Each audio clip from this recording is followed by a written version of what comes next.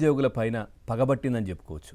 నిరుద్యోగుల పైన ఎందుకంటే వాళ్ళు ఉద్యోగాలు సంపాదించి మంచి పొజిషన్లోకి వెళ్ళి ఆ తర్వాత ఉద్యోగాలు చేస్తూ కుటుంబ సభ్యులతో హ్యాపీగా ఉంటే వాళ్ళు నిజంగా చూడలేరేమో.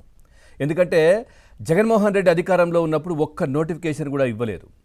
పూర్తిగా వాలంటీర్లు కావచ్చు, లేదంటే ఇట్లాంటివన్నీ ఉద్యోగాలు ఏదో ఇచ్చేసి చాలా ఇంజనీరింగ్ చదువుకున్నటువంటి విద్యార్థులకు కూడా 5,000 రూపాయల చొప్పున ఉద్యోగాలంటూ కూడా అవి ఇచ్చేసి వాళ్ళ జీవితాలతో ఎట్లా ఆటలాడుకున్నారు, వాళ్ళని ఏ విధంగా పార్టీ కోసం పనిచేయించుకున్నారు, ఆ తర్వాత మూకుమ్మడిగా రాజీనామాలు ఏ విధంగా చేయించారు, అవన్నీ మనం చూసాం. ఇప్పుడు కూటమి ప్రభుత్వం అధికారంలోకి వచ్చిన తర్వాత డిఎస్సి నోటిఫికేషన్లు కావచ్చు, ఇవన్నీ కూడా చేస్తూ ఉంటే చూస్తూ ఊరుకునే పరిస్థితుల్లో జగన్మోహన్ రెడ్డి పార్టీ లేదు. ఎందుకంటే వాళ్లకు నిరుద్యోగులు అట్లాగే ఉండాలి. నిరుద్యోగులు వివిధ రకాల వ్యసనాలతో, ఎందుకంటే మనం చూసాం గతంలో కూడా వాళ్ళని ఎట్లా ఇబ్బంది పడ్డారు, వాళ్ళు ఏ విధంగా రాష్ట్రంలో ఎట్లా విచ్చలవిడిగా గంజాయి కావచ్చు ఇట్లాంటివన్నిటికీ కూడా ఏ విధంగా విచ్చలవిడిగా మనకు కనిపించేవో గత 5 సంవత్సరాలు జగన్మోహన్ రెడ్డి గారు అధికారంలో ఉన్నప్పుడు మనం చూసాం. ఎన్ని కేసులు, ఎన్ని డీటెయిల్స్ దీనికి సంబంధించి, ఎన్ని ఇబ్బందులు, నిరుద్యోగులంతా కూడా ఏ విధంగా రోడ్డున పడి పక్క రాష్ట్రాల్లో వేరే పనుల కోసం కూడా వెళ్ళిపోయినటువంటి సందర్భాలు, వాచ్మెన్లుగా కూడా పనిచేసినటువంటి సందర్భాలు, కుటుంబ పోషణ కరువైపోయి చాలా ఇబ్బందులు పడ్డటువంటి కుటుంబాలు ఎన్నో కూడా కనిపించాయి. నిరుద్యోగుల ఉద్యోగాలు లేక నిజంగా వాళ్ళకు పెళ్లిళ్ళు గాక అట్లా 5 ఏళ్ళు కూడా నరకం అనుభవించినటువంటి పరిస్థితి కనిపించింది. కూటమి ప్రభుత్వం అధికారంలోకి వచ్చిన తర్వాత పూర్తిగా ఉద్యోగాలు, నిరుద్యోగులకు పని, లేదంటే ఇట్లాంటివన్నీ కూడా చేస్తూ ఉంటే వీళ్ళు చూస్తూ ఊరుకోవట్లేదు. ఎందుకంటే 5 ఏళ్ళు అధికారంలో ఉన్న వైసీపీ ఒక్క డిఎస్సి నోటిఫికేషన్ కూడా ఇవ్వలేకపోయింది. ఇప్పుడు కూటమి సర్కార్ ఒకే నోటిఫికేషన్లో 16,000కు పైగా ఉద్యోగాలు భర్తీ చేయడాన్ని జీర్ణించుకోలేకపోతున్నారు జగన్మోహన్ రెడ్డి గారు. ఇక మెగా డిఎస్సిపై కుట్రలు కొనసాగిస్తూనే ఉంది ఆ పార్టీ.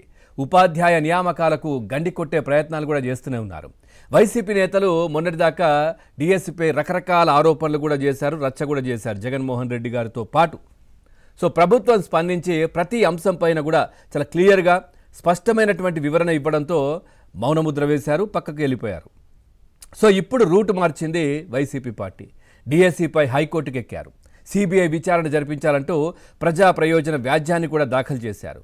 ఈ పిటిషన్ను పూర్తిగా ఆషామాషిగా దాఖలు చేశారు ఆ పిటిషన్ను కూడా. అని కోర్టు కూడా అభిప్రాయపడింది. ఆషామాషిగా ఈ విధంగా దాఖలు చేయడం ఏంటి అంటూ కూడా కోర్టు కూడా అభిప్రాయపడటంతో దానిని వెనక్కి కూడా తీసుకున్నారు. ఒక్క అంశంపై వివరణ ఇచ్చిన డిఎస్సి నియామకాలు పూర్తయిన 6-7 నెలల తర్వాత వైసీపీ దీనిపై బురదలను మొదలుపెట్టిందంటూ కూడా చర్చ జరుగుతూ ఉంది. ఇక పలువురు డిఎస్సి అభ్యర్థులతో జగన్ భేటీ అయి వీళ్ళందరికీ న్యాయం జరిగింది అంటూ, అన్యాయం జరిగింది అంటూ కూడా హడావిడి చేసే ప్రయత్నం చేస్తూ ఉన్నారు జగన్మోహన్ రెడ్డి గారు. మరీ ముఖ్యంగా మనం చూస్తే కనుక స్పోర్ట్స్ కోటాకు సంబంధించి కొందరు అభ్యర్థులు ఆరోపణలు కూడా చేశారు. వారందరి విషయంలో ఏం జరిగింది, ఎవరికి ఎందుకు ఉద్యోగం రాలేదు అనే విషయంపై అధికారులు చాలా క్లియర్గా చెప్పారు. ఏమైంది ఏంటి అనేది ప్రతి ఒక్కరూ కూలంకుషంగా కూడా వివరించారు.